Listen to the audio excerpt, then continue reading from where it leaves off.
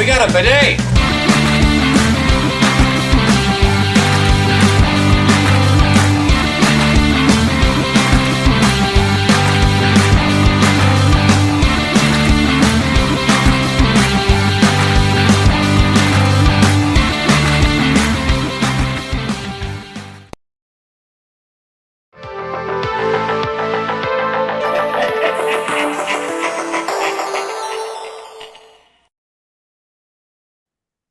Hey everybody, and welcome back for another video. In today's video, we are finally finishing Rebels Season 4. Just to kind of remind you guys, we actually hadn't seen this season before we watched. I had never watched it. Sarah hadn't seen Star Wars animation before she met me, so she definitely hadn't seen it. So we're here to talk about Season 4, and we're going to talk to you a little bit about just the season in general. Talk about some things we didn't like. I don't know if that's even going to be very long of a segment because it was a very good season. Probably have a longer section of things we did like, and then our final wrap up at the end. So I did a little bit of looking back on, because when this came out, I wasn't watching it. Sarah wasn't watching it, so I can't really attest to like how things were going with the show airing week to week. But just looking back at the year that this stuff came out, the first chunk came out during like the end of 2017, which I believe is when The Last Jedi was coming out. So we kind of had like the beginning chunk all the way up until like a little bit into November. And then they stopped like a mid-season break. That way The Last Jedi could have, all the focus during Christmas time. And then they came back and finished up Rebels Season 4. It was like the second half of it. So that kind of lets us all know where things were. I do believe, Rogue One came out in 2016. So I guess for me, just kind of what I was wondering was, I knew where we had been after Season 3, and I kind of wondered where we would end up as far as, are we going to see anything that was part of Rogue One, since, Rogue One had already happened before this came out. Where's it going to end? Is it just going to end, as if they were part of the space battle or something from Rogue One, or was it going to be something else? And so that was probably my biggest wonder. The second thing I wondered a lot about was, what was this world between worlds thing? And, it's kind of like Star Wars's version of time travel. But I feel like that they try to be smart with it. Because I knew about Ahsoka, and that's the whole reason why we were watching Rebels, is so we both can have better understanding of where Ahsoka and the group was by the end of Rebels Season 4. But I wanted more clarification on this world between worlds, and what exactly does it do? What can they do with it and whatnot? And I got my answers. So was there anything that you were wondering about coming off of Season 3 and thinking about where we were heading in Season 4? I just know that there was a lot of hype about Season 4 before we even watched it. Like, it was a very big deal when it came out. Um, it wasn't something that, I hadn't been keeping up with the show, so it wasn't necessarily a big deal to me at the time. But I feel like I remember it kind of being like a phenomenon. Like, everybody who was invested in Star Wars and the TV shows and whatnot, they were very excited for this season. And so when we got to be watching these, I was very excited for this season. I was just, like 5 years after it got released, I got excited for it because we've been watching it lately. But I feel like it lived up to its hype. There's a lot of times where things get so overhyped that it kind of is like a letdown if it's anything less than perfect. And so sometimes I get nervous when things have too much excitement revolving around them because I don't want to set my hopes up too high. But I feel like this is one of those rare opportunities where that didn't happen, and that's a good thing. Where, I was really excited about it, and it lived up to everything I wanted it to be. But we also just weren't in the thick of it all. Like we had heard things about it, but it wasn't like, for example, one of the biggest ones for Sarah was Frozen. And during the time that Frozen came out, everybody was talking about it. Uh, every kid, every one of those kids' parents, and every one of those kids' grandparents. Everybody was talking about it. And so I could understand sometimes when you go to, you know, play something or watch something that is super hyped and you just don't really quite get into it until you have some time to step away from all the hype and actually take it in yourself. Um, that's even happened to me with some video games too. Like, for instance, Fallen Order. There was a huge hype about that, and I had finished that game, but I was kind of like, I don't really know if this was really like a super good game, but I enjoyed the story. And then when I went back, because I like to get all the trophies in my games, um, it made me appreciate it more because I was able to get away from all that. So I think that's totally understandable for this season too. And I think, like you said, it lived up to it. I at this moment, because obviously there's more projects that'll be coming out. At this moment, I would probably say that season 4 of Rebels is the best Star Wars animated show out there yet. Um, And pretty I would close, agree. pretty close with Clone Wars season 6.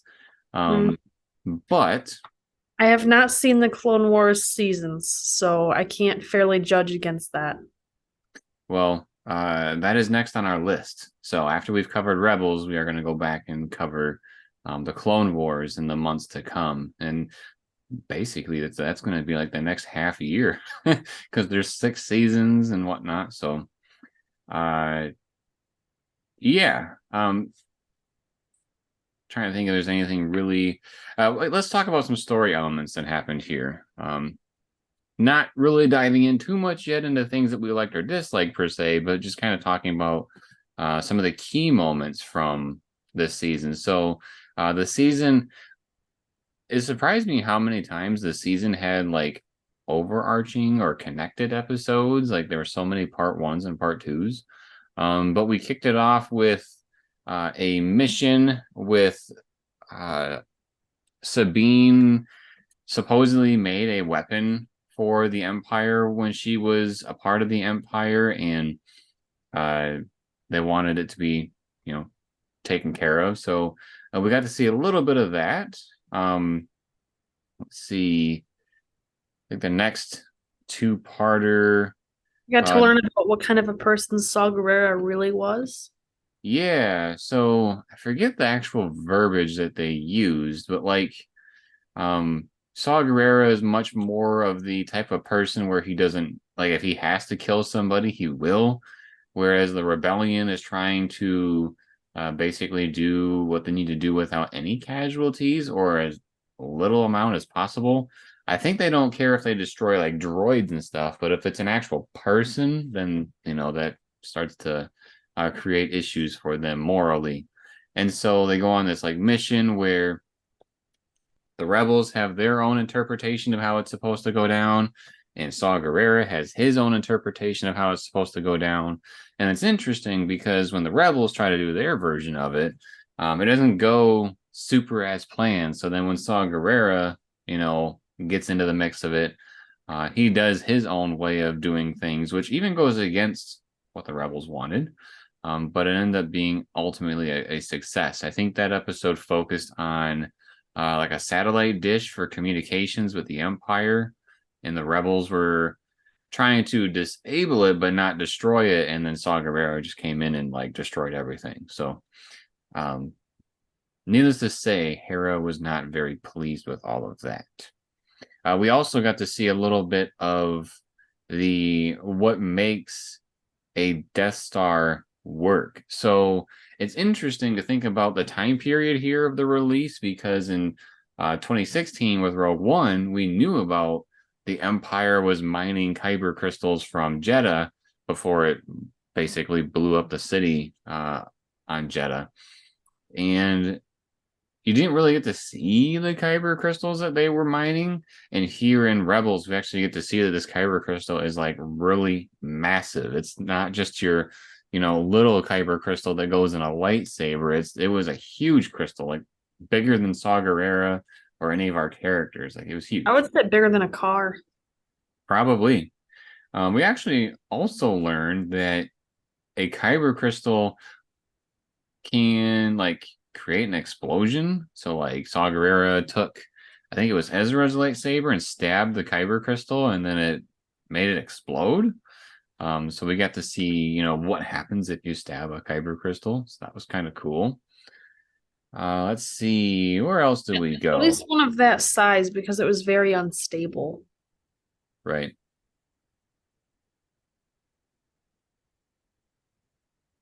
I think the rest of the season takes place on the Thal. Good chunk of it at least. I'm trying to, 'cause I know what happens at the end, and that, is a lot of episodes. Um, oh, we get introduced to this like assassin dude that the Empire is having work for them. So he plays a key role in obviously disrupting the rebels' plans, but I think he's a Geonosian. At least he reminds me of them. I don't recall what species he was, but he was pretty interesting. He looks like a beefed up version of Gollum from Lord of the Rings. Yeah, that's one way to describe him. But ultimately, where we're heading with all of this is we're heading towards the world between worlds, which is pretty cool. But before that, there was a rebel strike mission against the Empire, and it doesn't go according to plan, of course. A handful of rebels crash land onto, I believe it was Lothal.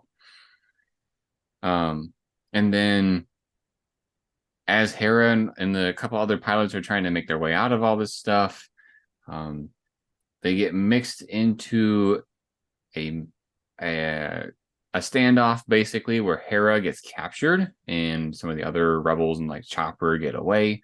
And so this provokes Kanan to go after Hera to try to save her because we're really starting to develop that love connection between the two of them.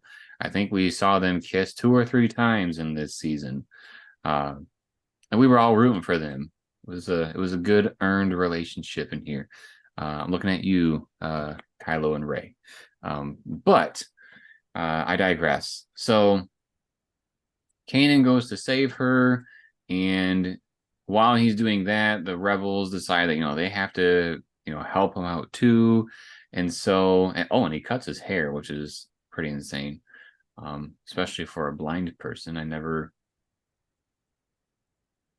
thought of cutting my hair if I hadn't had sight. But the mission gets to the point where they're trying to like leave. They're part of the extraction part of the mission, and they're by these like fuel cells or fuel bombs, whatever you or station, whatever you want to call it. And the Empire basically says, I don't care who's over there. I don't care that those things are very important to us, but blow them up because you can, possibly take out some very important rebels. And so they do that, and Kanan uses the Force to hold back the explosion long enough for the rebel crew to get away, but unfortunately he does not. And so we see Kanan actually die in this season. There has been no indication that he is alive in human form, but as he has passed on, he has taken part of being a Loth wolf, I think it's how they called them. Basically, these are like wolves that are part of the Force, which is pretty neat. So this sends us towards the world between worlds. And when we discover this, we discover that the Empire is actually very much interested in it, and that's what brings the rebels there. But when Ezra actually crosses over into the world between worlds, he realizes that he can tamper with things that have happened in the Star Wars world. or timeline, I should say. So because he actually pulls Ahsoka out of death when she was facing off with Vader. And so he has this thought of, well, what if I go and pull Kanan out? Well, then Ahsoka was after she was taken out and she was with him. She was like, "Hey, I understand you just saved me, and thank you for that. But I don't think you should be messing with this other stuff. Like, if you mess with that instance and you pull Kanan out of it, the explosion takes out the rest of you. You know, it's not going to go the way you think." And so they're very much more mindful about, you like that? Nice. um, I lost my train of thought there. Um, but So proud of your one-liner. It was great. It's yeah, good. basically, they leave the world between worlds and they don't mess with any more of it.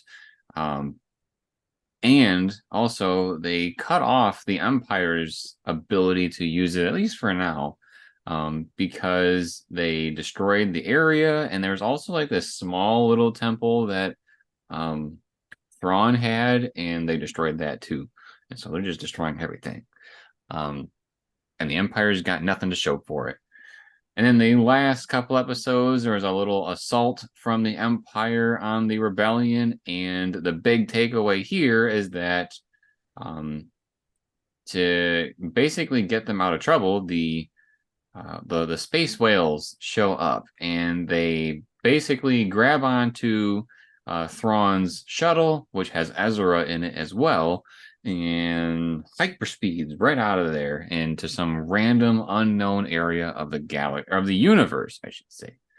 I correct myself because we actually get to start exploring some of that probably in the upcoming Ahsoka show, which we will be covering very, very soon. Yeah, anything that I missed that's super important?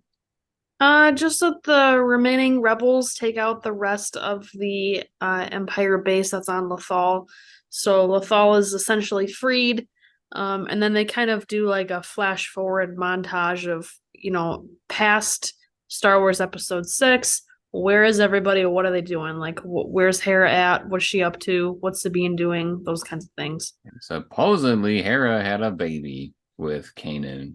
So, uh, we get to it. It was interesting to see a cross species baby.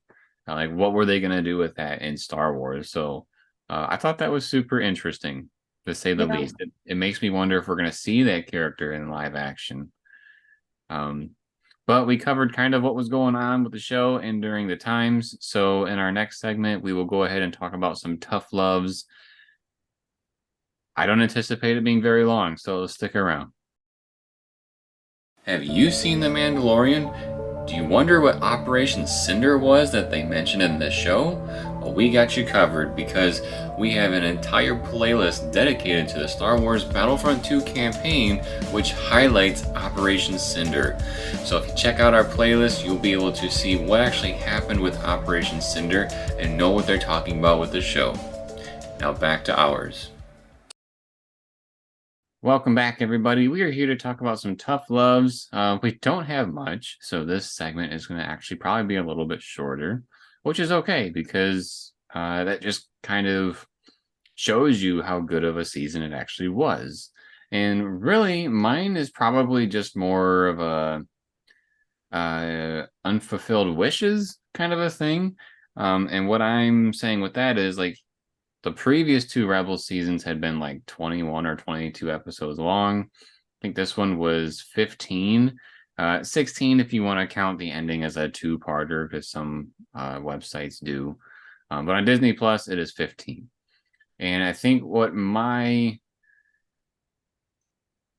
tough love would be that I wish they would have showed a little bit more. Like they wouldn't have had such a huge time jump.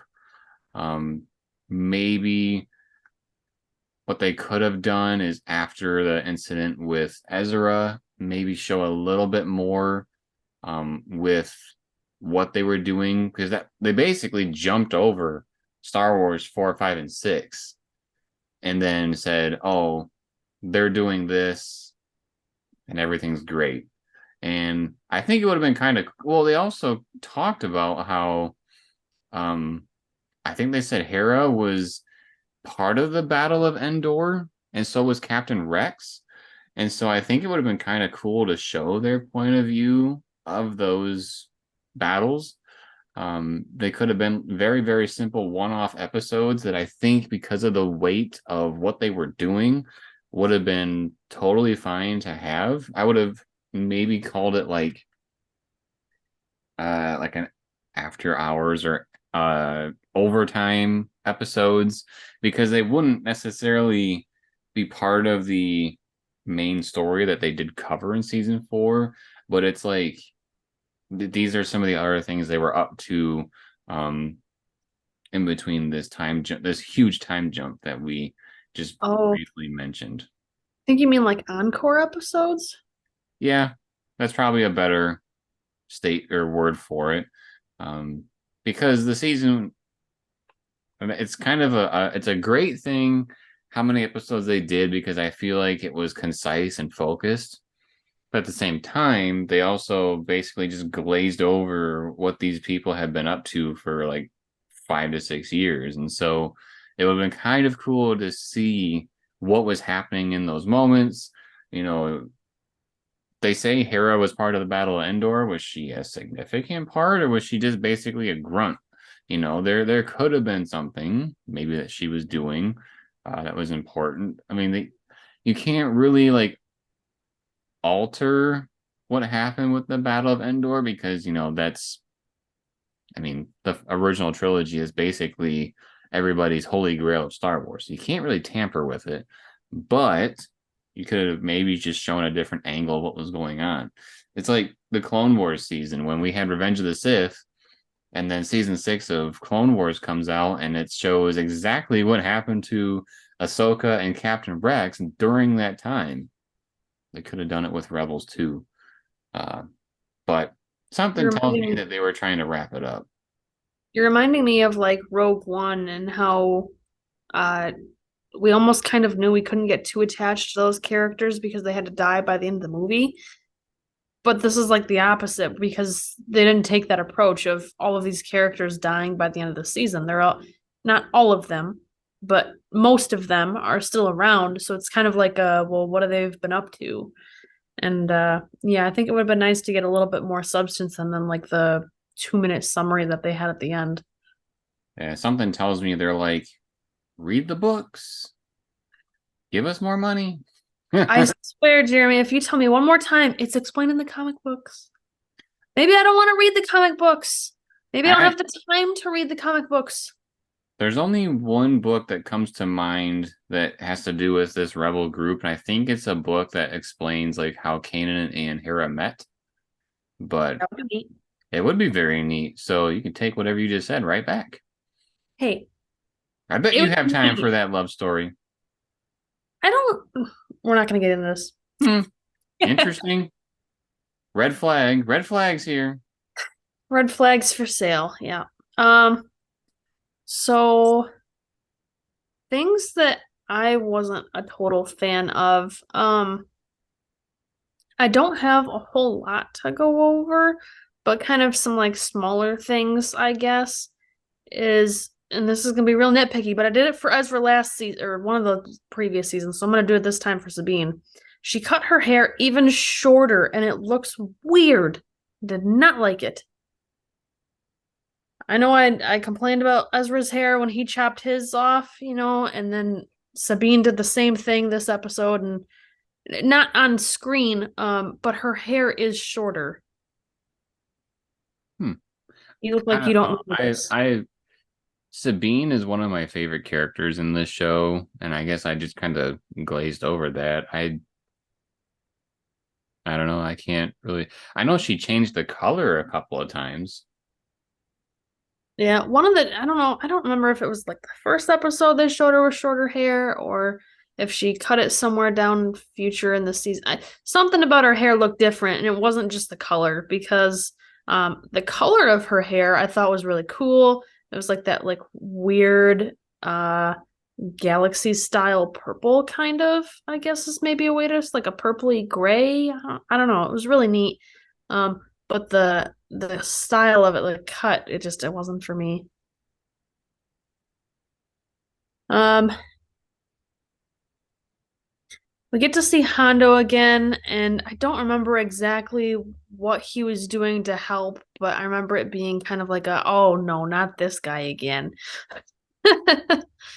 Um, but his little Ugnaught friend was pretty cute, and he played a pretty good role in here.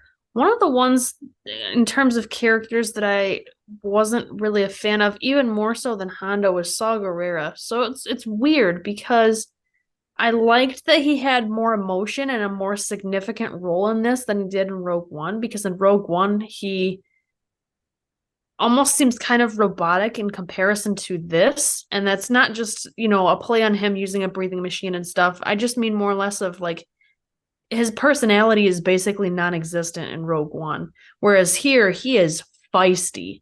He is ready to get whatever he wants the way he wants to get it. And it's almost like a little too much. Like it's to the point where it's kind of like, you need to calm down because you're annoying me.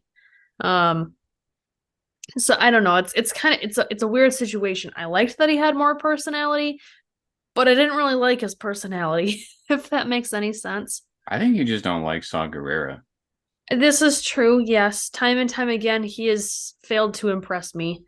Um, I think he's all right. I think he has a. This is going to sound crazy, but I think he has the greatest opportunity to be a shining character in Andor, because that's a nitty gritty show and he's a nitty gritty character. I think we could see some really cool stuff in Andor with Saw Gerrera, but I guess maybe sometimes that personality kind of clashes, maybe with this show. I don't know what it is. It doesn't bother me. I think the idea that the show is animated and it's a very upbeat type show, that there's sometimes little room for darkness in themes and characters. And I think he brings a little bit of that. He's kind of like the in between of the Empire and the Rebels, but I still think even sometimes the Empire seems a bit more upbeat than they should be in this show. I think like Thrawn is probably the epitome of evil Empire. Um, but I don't know, maybe it's that weird balance that doesn't seem to feel right. But ultimately, he doesn't bother me. But that's just my guess for you, if that made any sense at all. I mean, I don't know. He's just not one of my favorites. I'm just not a fan. He went from boring in Rogue One to kind of a jerk in Rebels, and I'm not sure that that's. I'm all for, the bad guys and showing power and stuff and being evil, but I think it's that he's claiming to be good and then kind of being evil about it, but not in like a fun, chaotic way, but kind of just in a I'm a jerk, I'm gonna do what I want kind of way. I think that's why it doesn't vibe well with me. But it's just one little character. He's only in a couple of episodes. It's not like it ruined the season for me by any means, but that was one of my tough loves, was not really loving Saw Gerrera. We also got to remember, everybody, we are like scraping the bottom of the barrel for things that we don't like, simply because we enjoyed the season so much. And so, like my thing was like just pure speculation on something that, and I didn't like it. It's like, is that really something that you don't like about the show, or is it just something that you're being a little baby about? So I don't know. Yeah, So I think that's probably about all we're gonna get out of us for things we yeah, didn't like, just that's because all I got. there's not much to not like in this show. So when we come back, we're gonna talk about things we did like, and I think this is gonna be a much more uh longer segment. We'll just put it that way. So stick around. Have you ever wondered what Amazon coffins are and what they're full of? Well, we got you covered here on the channel. Check out our playlist of our Amazon coffin unboxings where Sarah and I open up boxes that have Amazon returns and we share with all of you what we get in each of those boxes. If you ever wanted to get into liquidation and want to know what types of things you can find, check us out. Now back to our show. Welcome back, everybody. We're here to talk to you about things we did like about Rebels Season 4. And this is going to be a very fun section because, like I said, we both really enjoyed it. So I'm just going to kick it off and say I think they did a really good job with how many episodes they picked. I know I just griped about wanting some more, but if we're going to, okay, so think about what we have been getting with Star Wars animation as of late. Our biggest criticism, at least one of them, has been that some of the seasons are too long. And the reason why we think they're too long is because there's too many filler episodes that really don't add anything. Here, I feel like with the 15 episodes that they used, no time was wasted. Like, I think in seasons 2 and 3, which were longer, I think they had more filler than the first and this current season. But I think that they did a really good job with saying, like, you know what? We have this story we want to tell. This is a dark time for the rebellion. Maybe we're going to cut so much of this, like, really happy stuff because it's really not a happy time. But the happiness that we do have is that little bit of hope that they have because they're obviously trying to, take out the Empire. And I think by making it more concise and not having these random episodes of yay kind of a thing, I think it helps the story with not making us lose focus and just focusing on what we need to be focusing on. Like, I feel like everything was connected so nicely and everything flowed so well that this 15 episode season was actually perfect. So I think the first thing for me that I really liked was the season length. It did seem like every episode was part of a giant movie. Like every episode progressed the story forward. And there wasn't really any side adventures that had nothing to do with the story, which are okay sometimes. But I feel like it made this season more engaging than some of the previous seasons because almost every episode was like a cliffhanger. Like, I want to know what happens next because there is something after this that's tied to what I just watched. Yeah, and also to like add a little bit more like proof to the engaging part. So when we watched the other 3 seasons, we watched like a handful, maybe like 3 or 4 episodes at a time. There was a time where we were watching this show and 3 hours went by and we were like, what? And we were like at the end of the season. So like in one sitting, we binged so much because the episodes kept making you want to go and see what was happening next. So yeah, that adds to a little bit more of that perfect season length. What's Yeah. something that you liked? I am going to go with, gotta think of what I want to pick here. I'm gonna go with Thrawn. I know Bad Guys is normally your realm and you normally pick those, but I'm gonna beat you to it because I thought he was really cool. He just has a certain cadence with his words where he almost never seems worried. He just it's a level of confidence without being narcissistic about it. You Which know is what? really interesting to watch. You know what he has? Go Charisma. If you don't know what that is, you guys probably haven't seen Son-in-Law. Charisma. Shout out to Polly Shore. Awesome guy. Oh boy. Yeah. No, it's a very different kind of charisma with Thrawn though. He has a way of his presence that I don't want to say it's fun to watch because I don't think he's like a fun guy. But maybe intriguing is a better word. Intriguing. Yep. Because I'm curious to see what he does next. He always seems like he's one step ahead, and especially towards the end of the season, which I was gonna try and go in order of the season episodes, but I'm skipping to the end of the season.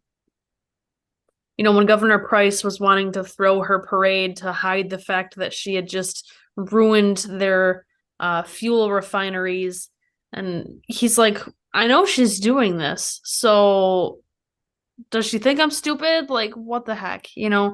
Um, yeah.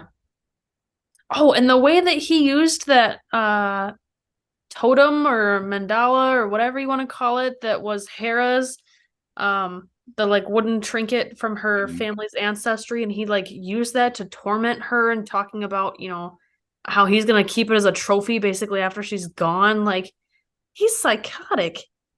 Like, oh my Great. gosh, that's torturous. Like, dude.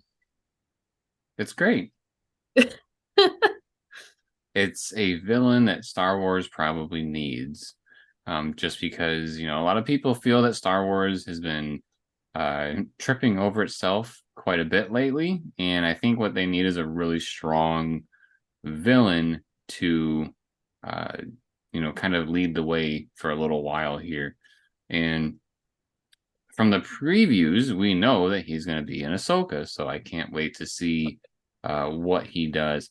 I really hope they don't pull the whole Luke Skywalker thing from The Force Awakens, like because we see Thrawn in the previews, and I hope it doesn't like at the end of Episode 8 is when Thrawn that shot of him behind him walking up and looking at something. I hope it's not like the closing shot of the season because dang it. um, but yeah, I'm looking forward to more Thrawn, especially since he was the biggest, arguably one of the biggest villains pre-Disney that happened after the George Lucas 4, 5, and 6. If you aren't aware, which I'd be kind of surprised if you aren't, before Disney bought Star Wars, Thrawn was part of this.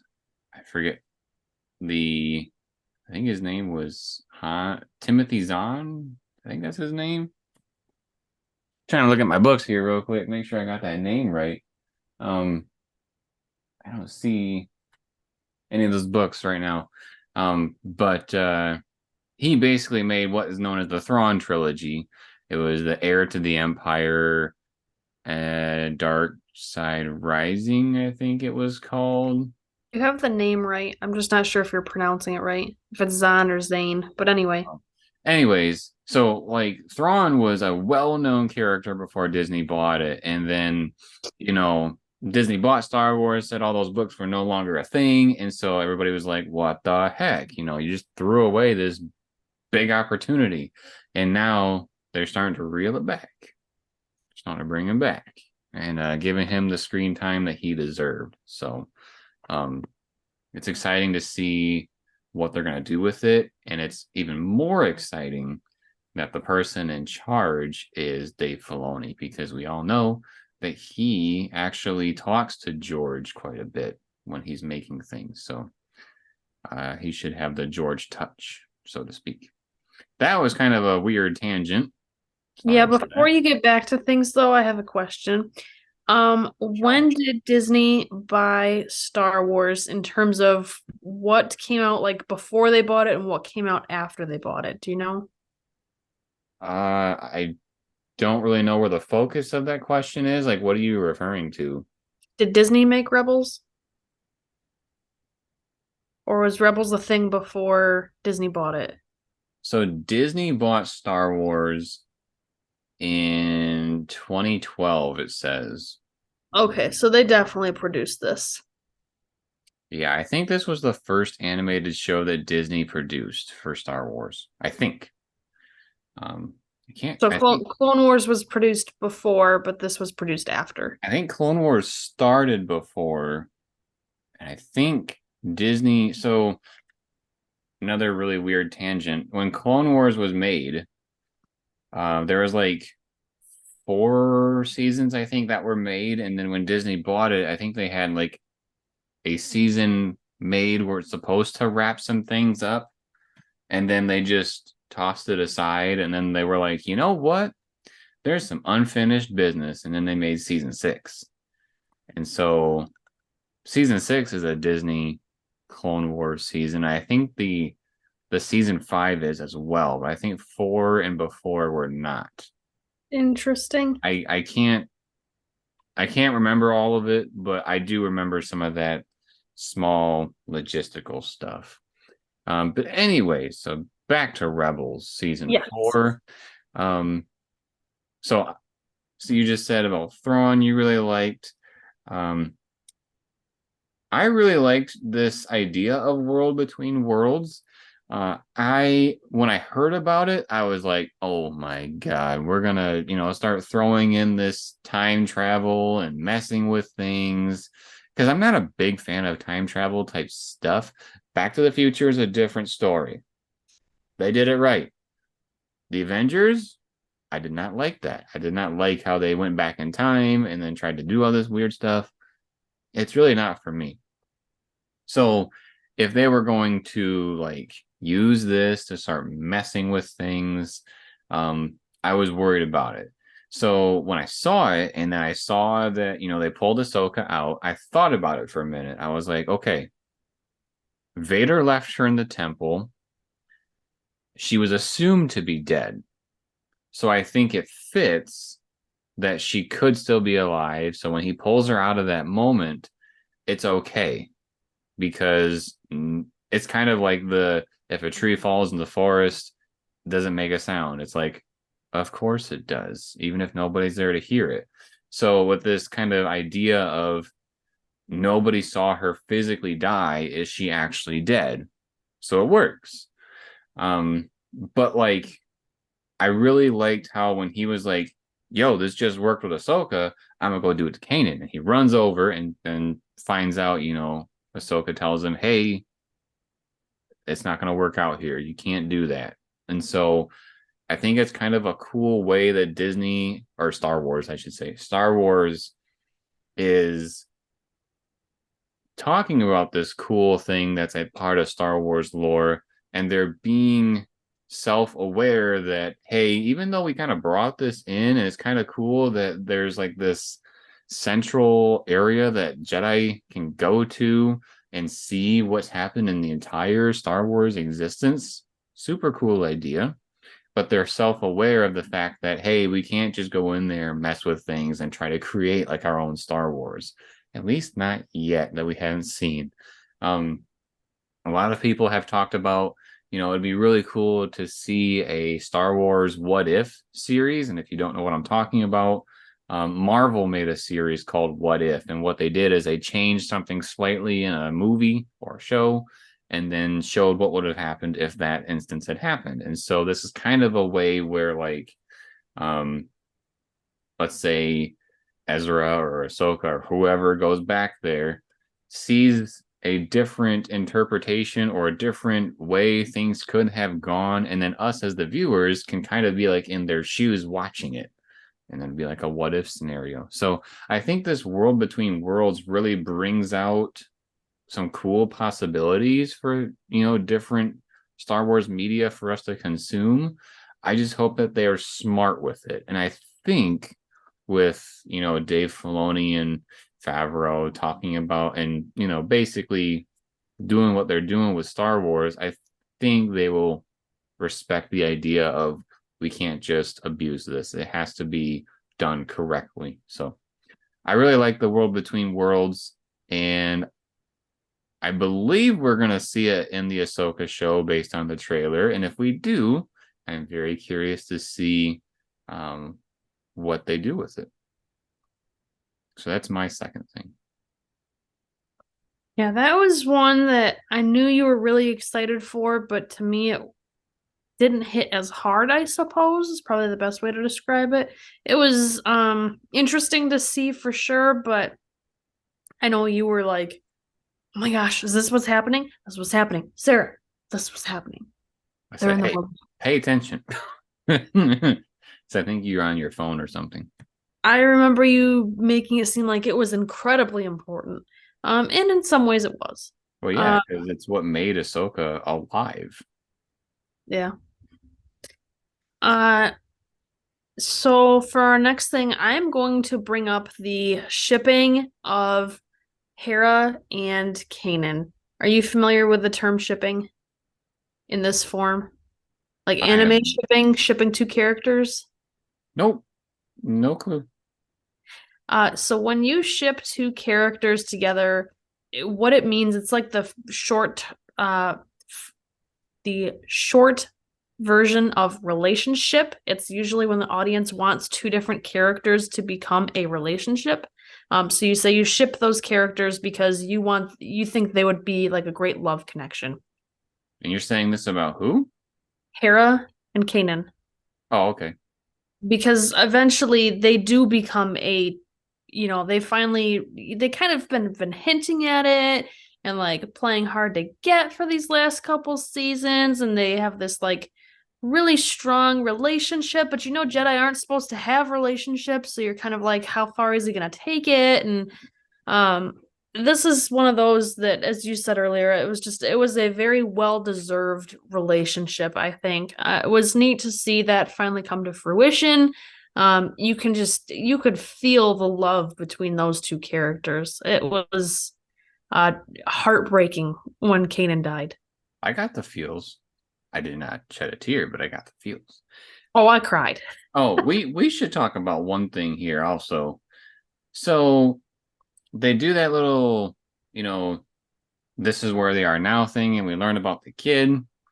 And so, sir, we saw so many episodes where they almost kissed, right?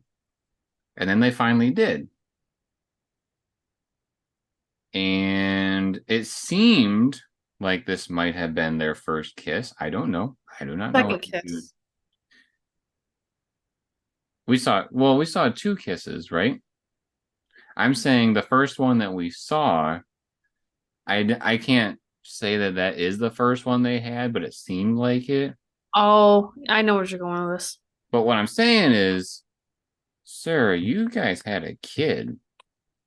Things went fast after that first kiss because they didn't have much time together after that. They kind of did the whole pulling on your heartstrings of, oh, they're finally together. Oh, geez, he gone. He dead.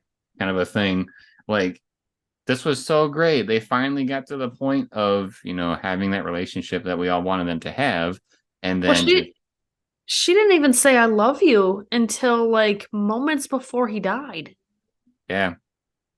So that's what I'm saying is, whoa, that was fast, to say the least. Because I was thinking, like, wait a minute, the timing. What is that? Something's Something ain't not right right here. here. Wait a minute. So I thought that was kind of if you kids aren't going to think about that, but me as an adult running through the calculations of like, it seems like it was yesterday that you had your first kiss. Kind Well, of they a haven't thing. even said I love you, you Right. know? At least So, that we hadn't heard. So that's why I'm saying, like, maybe there were some things off screen that clearly there were some things off screen that we aren't aware of. Um, but I don't know. I just thought it was kind of funny as an adult analyzing what was going on in front of us, like, that's something I probably should have put in my dislikes, was that they had a kid, because I remember thinking in my mind, like, what is this, some Anakin stuff happening again where it's like a baby of the Force, because they literally had no time and their relationship hadn't progressed enough to get to that level. But it's just, yeah.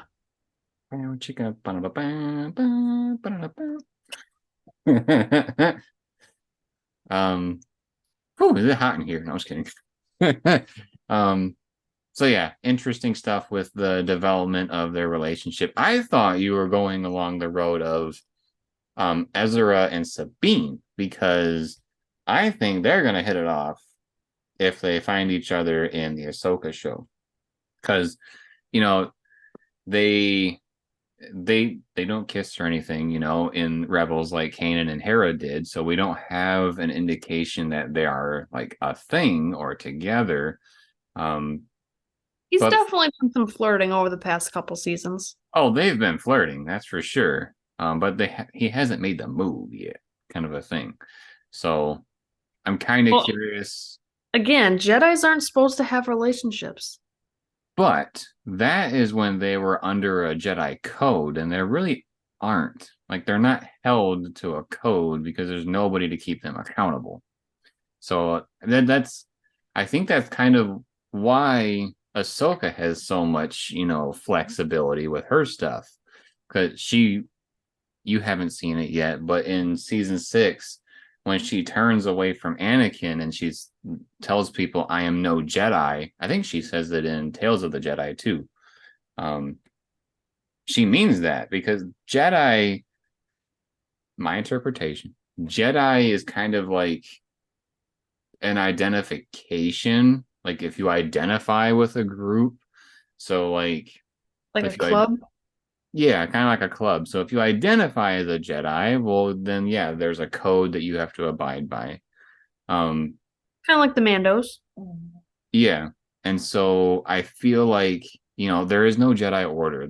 There are people that they see a lightsaber, they assume Jedi, and Kanan and Ezra were doing some Jedi training type stuff, but who knows if they're full fledged, trying to abide by the religion of the Jedi. There's definitely some things that aren't, you know, uh, them following the Jedi code, so to speak. And so that's what makes me wonder about, if there's nobody to keep you in check, what's there to stop you to doing, one little thing that would be considered out of line, kind of a thing. So, um, I think that whole idea of that they can't love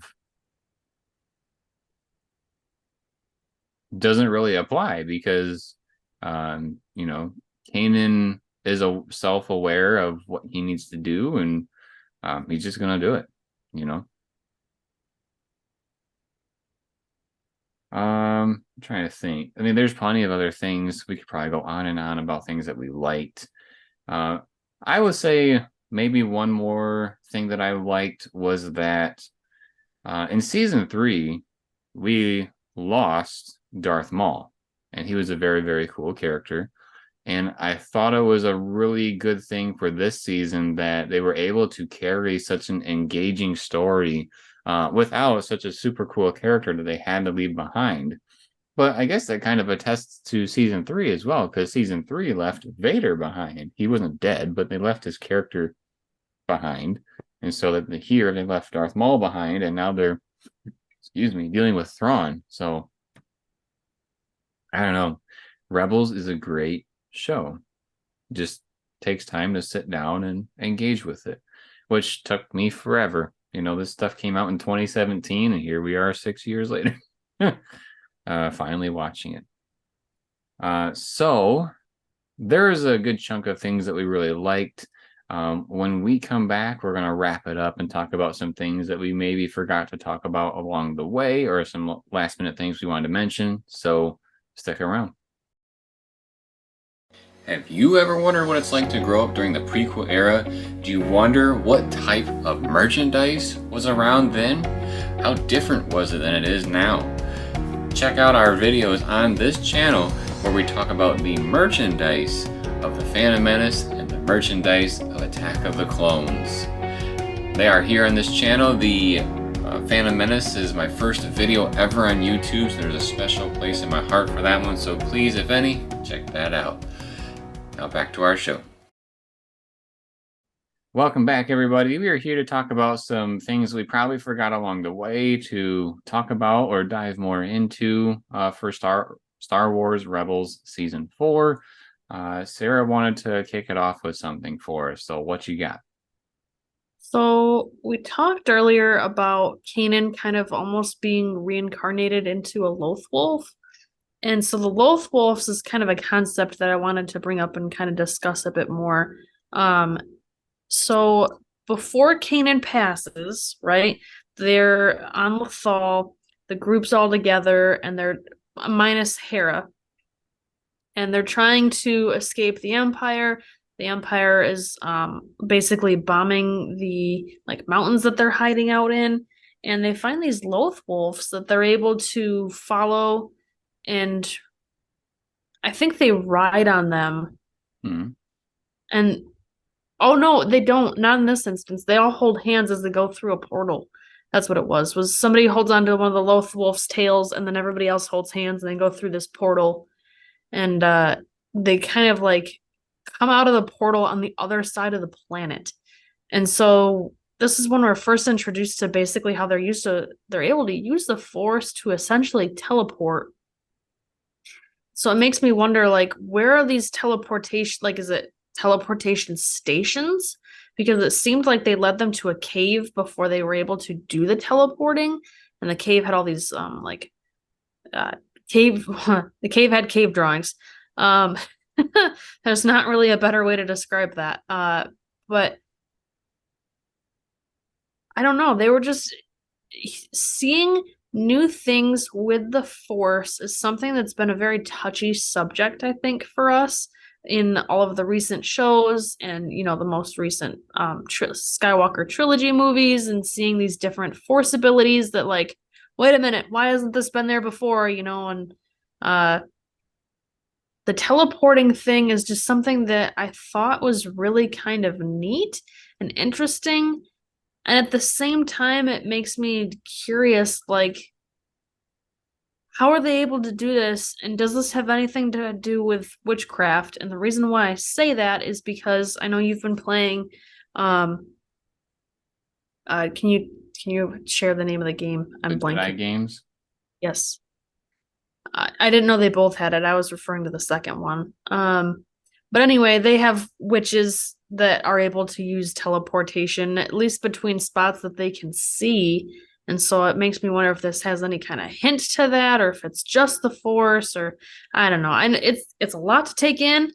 Um, it's just really interesting to me, the whole thing. Yeah, it's interesting to, like you said, there's been a handful of instances um with the Force abilities and whatnot that, with the sequel trilogy, like the Force healing, like how it's all of a sudden something, and now that we've seen it, it's kind of like a OP Force ability, but which is also kind of a weird thing to think about too, because Force healing actually wasn't new in the sequel trilogy. It was actually something that had been talked about, but I guess just the way that they were using it seemed kind of weird. But anyways, yeah, there was this kind of a weird new Force thing, but I think uh what gives it more believability or um credibility is that maybe this is something that is specific to the Loth Wolves. And if it is, well, then it makes sense why we haven't seen it before, because we hadn't seen a Loth Wolf until now. And so, um, and also, like, with the whole idea with the Loth Wolves being a separate way of passing on as a Jedi. So, like, we all know about Force ghosts, but we hadn't really learned about Loth Wolves. And so it's just kind of a cool way to make something, and it seems to be specific to Lothal. So I think they did a really good job in general for the Rebels show, because they visit Lothal time and time again in that show. Um, that they really, really, painted the picture of what this planet is and explored a lot of different things. And that was a cool one that they brought up. I liked it. Do you think that the wolf that was saying doom before Kanan died, and then he was saying, that he was doom after Kanan died, do you think that Kanan was essentially talking to himself, not knowing it, before he passed? I don't know much about Loth Wolves per se. I half wonder. This is just me speculating. I wonder if the wolves like gain a connection to the Jedi, and then they kind of know who they are going to have that connection with. Hmm. And maybe that wolf knew that they were going to be connected to Kanan, so they were searching him out. Um, that's my guess. I That don't makes a know if lot of that's how it sense. works. Um, but that's my guess. Like It seems pretty believable. if each of the wolves is destined for a certain individual, I think that's what happened. Let's see. I feel like I had something and then I lost it. Um, what I guess one of the things that I didn't like, and I guess I didn't bring this up in uh the dislike section, and I had forgotten about it. So that's what the whole point of this last section is. I can't remember his name. The guy that was part of the Empire and then turned over to the Rebel side, that like commander general dude. Oh, Callus, is that his name? yes. I when I saw him on screen and he was with the Rebels, I really didn't like it. It felt Forced. yeah, and Disney had already been kind of like they did the thing with Finn in 2015 where it was a person from the First Order that deserted and then was part of the rebellion or the resistance, I should say. And I feel like they have done that a handful of times where more and more Imperials are um, deserting their time with the Empire to switch sides. And although it is probably something that was more common than we thought or that we think, it doesn't mean I want to see it all the time. Um, It was kind of uncomfortable. yeah, but he also just didn't really have a big part in this show, in my opinion. I feel like he was just there to see that it's somebody from the past that's, in the show when the show is wrapping up, kind of a thing.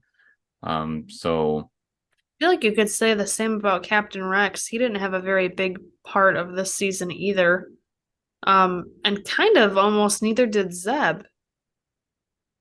yeah, I did think Zeb was kind of lacking. The only thing that we really got out of Zeb as far as like I think in character growth or learning more about his people is uh that they didn't pass on because he took Callus, I think, back to their planet and showed them that he actually did not kill them off, kind of a thing, and it made him relieved that he didn't obliterate this species, so to speak.